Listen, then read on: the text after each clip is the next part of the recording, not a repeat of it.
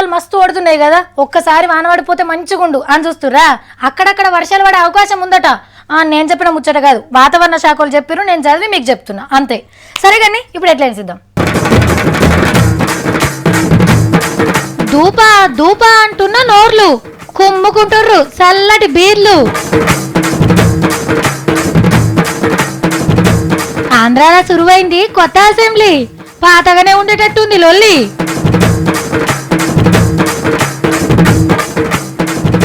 MLA గారి పెండ్లి ఖర్చు కోట్లు, గెలిపించినోళ్ళు కరువుతోని పాటలు. ఉన్న కాడికి ఊడి చేసిన సత్తి. గుమ్మడికాయ అంత నెత్తున్నాడు గాని చింతగింజ అంత తెలివిలేని నీకు అండ్లా. ఏం ముచ్చట మాట్లాడతావు? ఏమన్నా సావిత్రి ఉందా? సాఫిట్రా గోళంలో దాక్కున్నది, దాచిపెట్టిన. ఏమిటికమ్మా సాఫిట్రి సాఫిట్రి అంటాను వచ్చినావు? 10వ తరగతి పాస్ అయి 11కు కాలేజీలో అడుగు పెట్టినాం. ఫస్ట్ నాడు ఎట్లుంటది, అంత కొత్తగా అనిపిస్తుంది. క్లాస్ రూమ్లో అడుగు పెట్టగానే ఏదో రకంగా అనిపిస్తుంది. బెంచ్లో కూర్చుంటే ఇంకో రకంగా ఫీల్ అవుతాం. కిటికీలకెళ్ళి బయటికి చూస్తాం ఏమన్నా కనబడుతుందా అని, ఫ్యాన్ల కట్కి ఏడున్నదో అని మొత్తం కళ్ళతో దేవులాడతాం. ఈ స్కూల్ లెక్కనే ఉన్నదా, బ్లాక్ బోర్డ్ లేకపోతే వేరే లెక్క ఉన్నదా అని చూస్తాం. అలవాటు అయ్యేదాకా కొత్తగానే అనిపిస్తుంది. ఇవాళ గీసార్ల పరిస్థితి కూడా ఇట్లనే ఉన్నది. ఎట్లున్నది ఆంధ్ర కొత్త అసెంబ్లీ? అమరావతిలో కట్టిర్రు. ఫస్ట్ మీటింగ్ అని చంద్రన్న తమ్ముళ్ళంతా పచ్చంగిలేసుకొని వస్తే జగనన్న ఎమ్మెల్యేలు పార్టీ కండువాలు కప్పుకొని వచ్చిర్రు. మోదాలు దేశభక్తి గీతం వాడినాక సర్కార్ రాసిచ్చిన పాఠం సభకు అప్పచెప్పిండు గవర్నర్ సారు. స్వల్ప కాలంలో నిర్మించిన ఈ నూతన అసెంబ్లీ భవనాలలో ఈ సమావేశాలు చరిత్రలో నిలిచిపోతాయి. ఎన్కశిరి చంద్రన్న ఏలువడిని ఎలుగెత్తి సాటిండు. అమరావతిని ఎట్లా కడుతుంది, కంపెనీలు ఎట్లా పట్టుకొస్తుంది, పోరగాన్ల కొలువులిచ్చుడు, భూములకు నీళ్లు దాపుడు, వ్యవసాయాన్ని పండగ చేసుడు, చంద్రన్న కానుకలిచ్చుడు, కొత్త రైలు తెచ్చుడు, మొత్తం చదివిండు పాఠం. ఆఖర్లా ప్రపంచంలోనే అతి ఉన్నత రాష్ట్రంగా తీర్చిదిద్దడానికి అవిశ్రామ కృషి చేస్తూనే నేను హామీ ఇస్తున్నాను. జై హింద్. ఇటు సర్కారోళ్ళు కూసుంటే అటు ప్రతిపక్ష పొలను కూసోబెట్టిర్రు. అప్పట్లో అసెంబ్లీలో లొల్లిపెట్టి సస్పెండ్ అయిన రోజక్క మళ్ళా ఇయ్యాలనే సభల పాదం మోపింది. రేపటి కాంచెల్లి ముచ్చట్లు సురువైతాయి. ఇక మనం చెప్పుకోవాల్సింది కొత్త అసెంబ్లీ గురించి. ఖతర్నాక్ కట్టిర్రు, మంచి కుర్చీ లేపిచ్చిర్రు, మైకులు ఇరగొట్టలేరు, ఉరికిపోయి స్పీకర్ సార్ మైక్ ని గుంజేయలేరు, ఎగిరెగిరి అందుకున్నా మైక్ అందకుండా చేసిర్రు. సభ్యులు గబగబా వచ్చి ఇదివరకల్లా అందుకుని లాగే పరిస్థితి లేకుండా పూర్తి స్థాయిలో కూడా చాలా హైట్ గా తీసుకోవడం జరిగింది.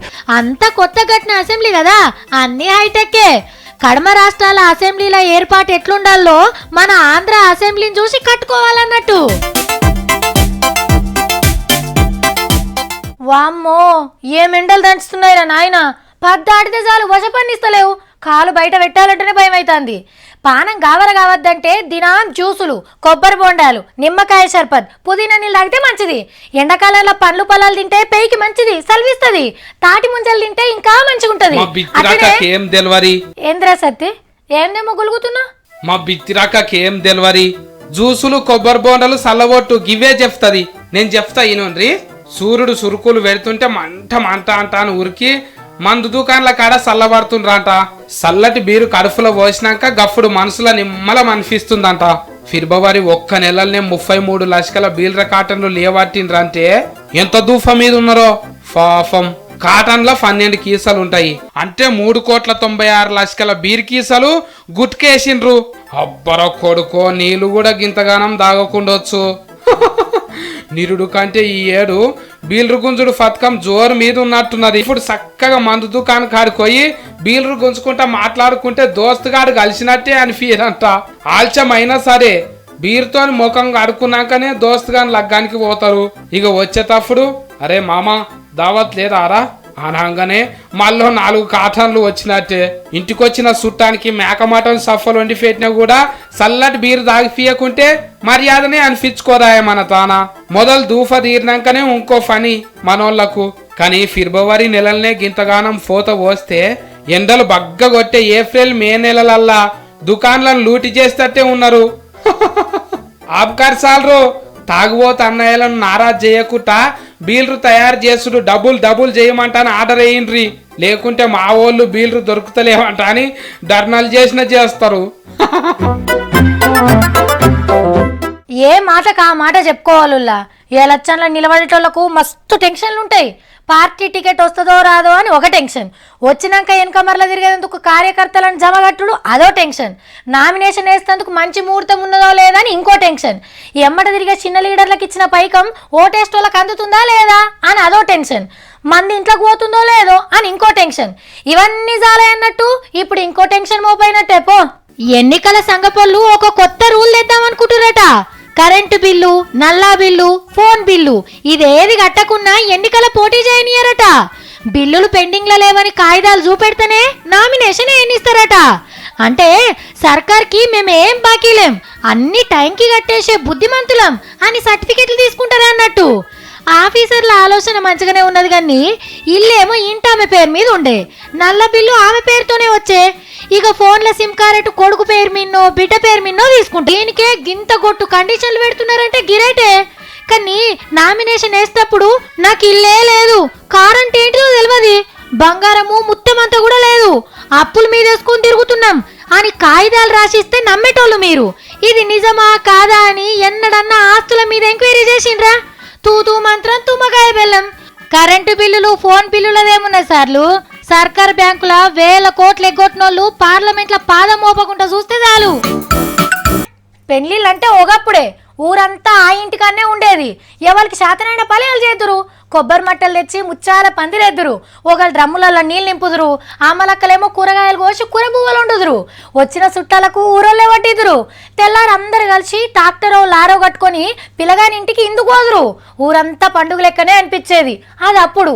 మరి ఇప్పుడు పక్కింట్లో పెళ్ళిళ్ళు అవుతున్నాయన్న తొంగి చూడరు, తెల్లారంగానే డైరెక్ట్గా ఫంక్షన్ హాల్కి పోయి ఈ అని ఫోటో దిగేస్తారు.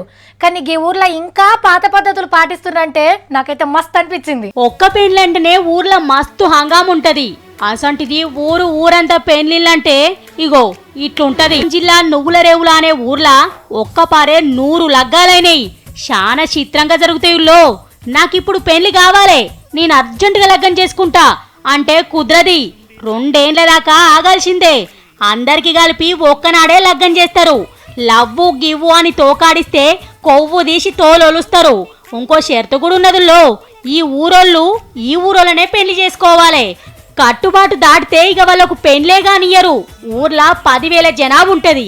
ఇంట్లో లగ్గం లేనోళ్ళు ఎవరు ఏ ఇంటి లగ్గానికి చుట్టాలు లెక్క పోవాలనో ముందుగానే నిర్ణయం చేస్తారు గ్రామ పెద్దలు. పొమ్మన్న పెళ్లికి పోయి 3 రోజులు ఆన్నే ఉండాలి. ఇంకో ఇంటికి పోతామంటే ఒప్పుకోరు. ఇక ఊర్లంతా పందిర్లేస్తారు, రంగులు చల్లుకొని ఆడతారు పాడతారు. చిన్న జోరుండదనుకో రాదుండ్రి. పిలగాని వేషం కూడా గమ్మతుగుంటది. ఇంకా గమ్మతైన ముచ్చటేందంటే మొదలు పిల్లగానికి పుస్తగడుతుంది మెడల, అటంక పిల్లగాడు పిల్లకు గడతాడు. పొసుక్కున్న టైంకు పిల్ల దొరకకుంటే మళ్ళీ 2 ఏళ్ల దాకా భాషంగా బలం లేనట్టే పో. లీడర్లు పతారా చూపించుకునే ఛాన్స్ ఎప్పుడొస్తుంది? సొంత నియోజకవర్గంలో పెద్ద మీటింగ్ పెట్టినప్పుడు 1000 మందిని తీసుకొచ్చి ఇది నా బలగం అని చూపిస్తారు. లేకుంటే పెద్దసారి మన ఊర్లోకి వెళ్ళి పోతున్నాడంటే ఇండ్లు కనవన్నంత జోరుగా బ్యానర్లు ఫ్లెక్సీలతో నింపుడు.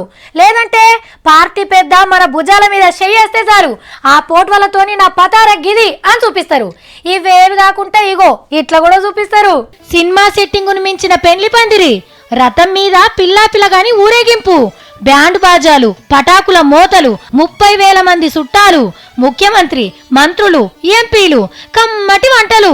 టీవీలో చూస్తుంటేనే కళ్ళు చెమ్మకమంటున్నాయిలే. పెండ్లంటే గిదిరాబాయ్ అని అనిపిస్తుండొచ్చు. అవు మళ్ళా ఎమ్మెల్యే సార్ లగ్గమా మజాకానా?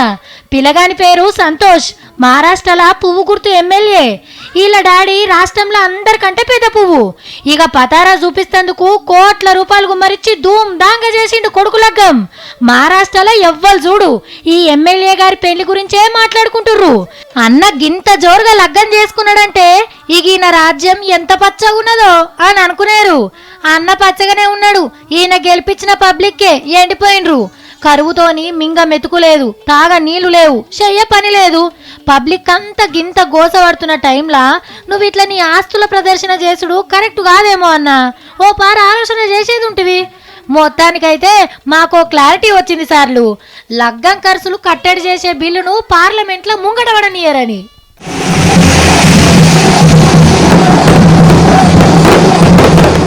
చిన్నపిల్లలు ఏడ్ చేసినా ముద్దుగా అనిపిస్తుంది కదా. వాళ్ళ అన్న పాడిన చూస్తోళ్ళు ఖుషి అవుతుంటారు. ఇక వాళ్ళ అమ్మ నాన్నలైతే ఎంత మురిసిపోతుంటారో. కృష్ణాష్టమికి చిన్ని కృష్ణుని వేశాలు, గోపికమ్మ ముస్తాబులు, ఈ స్కూల్లోనేమో గాంధీ తాత గెటప్, అల్లూరు లెక్క బాణం పట్టుడు. అబ్బో మస్తుంటాయి కదా. గసుంటిదే గిలొకటి చేసిండ్రు చూద్దామా మరది. పట్టు చీరలు కట్టి ఎంత ముద్దుగా డాన్స్ చేస్తున్నారో బుజ్జమ్మలు. ఒక్కరు కాదు, ఇద్దరు కాదు, 2200 మంది. దీన్ని లావణి డాన్స్ అంటారు. మనకు పెద్దగా తెలియదు గాని మహారాష్ట్ర పొల్ల ఫేమస్ డాన్సు. ఐతారం నాడు మన హైదరాబాద్ ఎల్బీ స్టేడియంలా ఒక్కపారే ఇంతమంది డాన్స్ చేసి రికార్డు కొట్టేసిండ్రు. అంత మన పిల్లలే అయినా ఎంత ముద్దుగా చేస్తుండ్రో చూడుండ్రి. ఒక్కపారే ఇంతమంది ఎన్నడూ డాన్స్ చేయలేదట. గిన్నిస్ బుక్కోనికి పంపిండ్రు వివరాలు. వాళ్లకు నచ్చి పుస్తకంలో పేరెక్కించుకుంటే ఇక గిన్నిస్ రికార్డ్ అయినట్టే.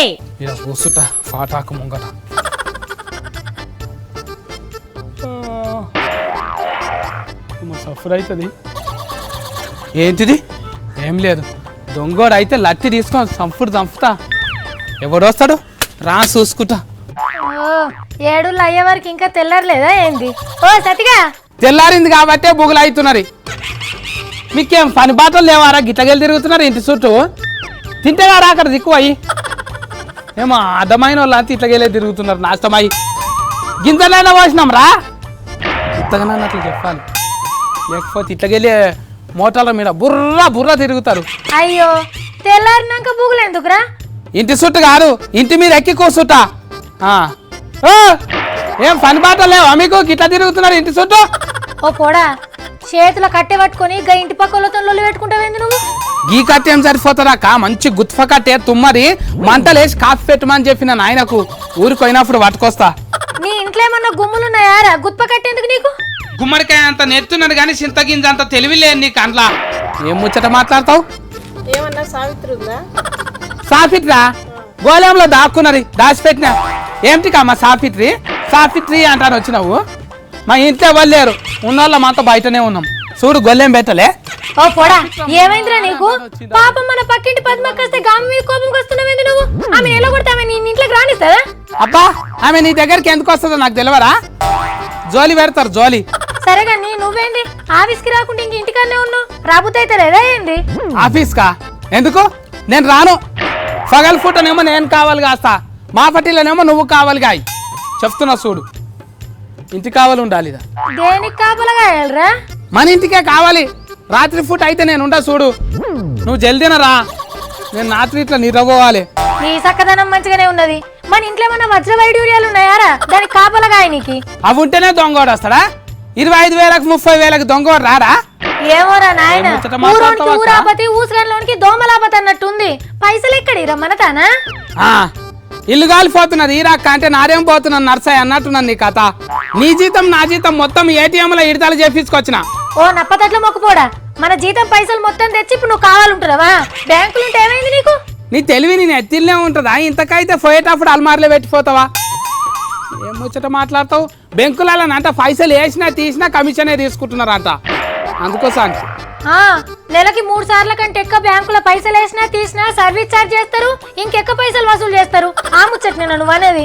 అవునక్క, ఊకే బెంకుల పైసలు వేసుడు తీసుడు ఎందుకంట అని ఒకటే ఫార్ తెచ్చి ఇంట్లో పెట్టినా.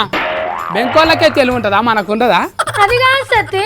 కోడి చికెన్ కోఫారి, ఫాల్ అయిన కోఫారి, దుక్నఫ్ అయిన కోఫారి, కేబుల్ అయిన కోఫారి, ఇట్లా 10 మాటలది బ్యాంక్ వాళ్ళు ముద్దుగా బాగుపడతారు. ఏమోరా సత్తి, ఇంతకు ముందు ఎన్నిసార్లు వేసినా ఛార్జీ లేలే, తీసినా కూడా తక్లీఫులు లేకుండే. ఇదేం రూలో ఏమో. ఈ కత్తి ఎట్లున్నది ఎరకనా?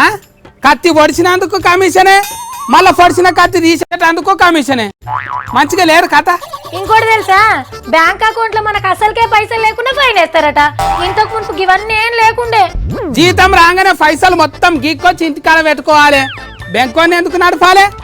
ఇంత పెట్టుకొని కావాలి ఉండాలి ఇంటికాడనే. ఏందో ఏమో ఇల్లు పాత నోట్లు చెల్లకుండా చేసి కొత్త నోట్లు తెచ్చి అసలు నగదు లేకుండా మొత్తం ఆన్లైన్ లో చేస్తే మళ్ళా గిదేంది? ఇంకెక్కడ ఆనలైనాక అంతా ఇంట్లో లైన్ అయిపోయింది. ఇంటి ఓనరు ఇస్త్రీడు నగదే అడగబట్టే ఆన్లైన్ లాంటి ఊకుంటారా? అవతలకి నూకేస్తారు. సరే సరే కానీ పైసలు ఇడిపించినావు కదా, అవన్నీ ఇంట్లోనే ఉంచుతావా? ఊర్లో అప్పు కట్టవారా? నేనంతా ఇంట్లో నుంచి అటు కావాలి కాసుకుంటా కూర్చుంటావా? అవు కదా అక్క, అప్పు కట్టాలి.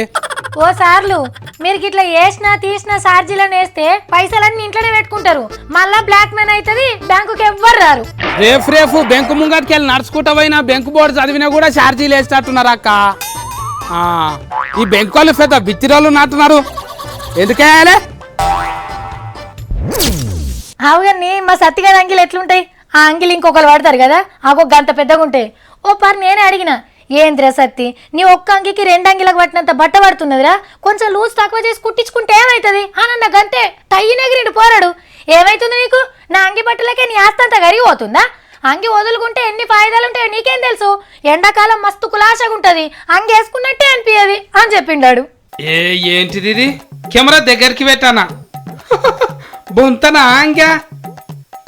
అంగే నా అంగి కంటి లోడాసే ఉన్నది కదా, ఆరేస్తేందుకు దండమే సరిపోతలేదంట అని బంగ్లా మీద ఎండేసిండ్రేమో.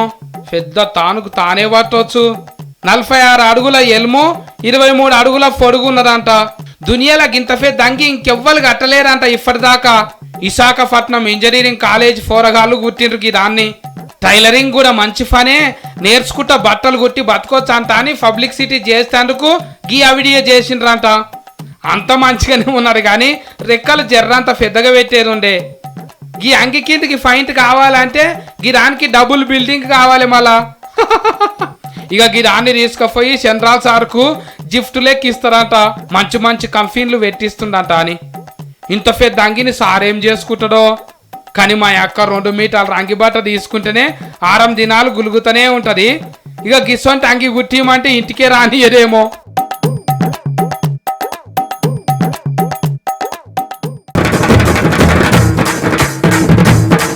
దూపా దూపా అంటున్న నోర్లు కుమ్ముకుంటుర్రు చల్లటి బీర్లు.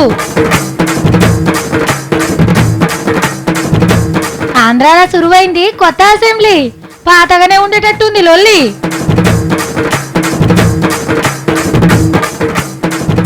ఎమ్మెల్యే గారి పెళ్లి ఖర్చు కోట్లు, గెలిపించినోళ్ళు కరువుతోని పాటలు. ఉన్న కాడికి ఊడి చేసిన సత్తి. గుమ్మడికాయ అంత నెత్తున్నాడు కానీ చింతగింజ అంత తెలివిలేదు నీకు అండ్లా. ఏం ముచ్చట మాట్లాడతావు? ఏమన్నా సావిత్రి ఉందా? సాఫిట్రా గోళంలో దాక్కున్నది, దాచిపెట్టిన. ఏమిటి కమ్మా సాఫిట్రీ సాఫిట్రీ అంటారు వచ్చినావు? ఇయ్యాలట్టుకుంటా మరి. నమస్తే.